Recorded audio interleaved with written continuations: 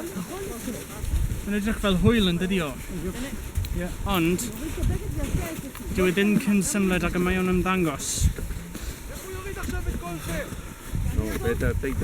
Wel, mae yna rhyw chydig o bethau sydd yn fwy gymleth. Er enghraifft, pan ych chi'n gyrru, mae'n rhaid i chi symud hwnna i'r cyfeiriad ych chi'n gyrru a wedyn pwyso i'r cyfeiriad. Oherwydd mae hwn yn dibynnu ar y pwysiadau sydd arno fo, yn dibynnu pwy sydd arno fo. A mae'n rhaid i'ch partner tu ôl i chi pwyso hefyd. Os dewch chi ychydig yn agosach, hefyd,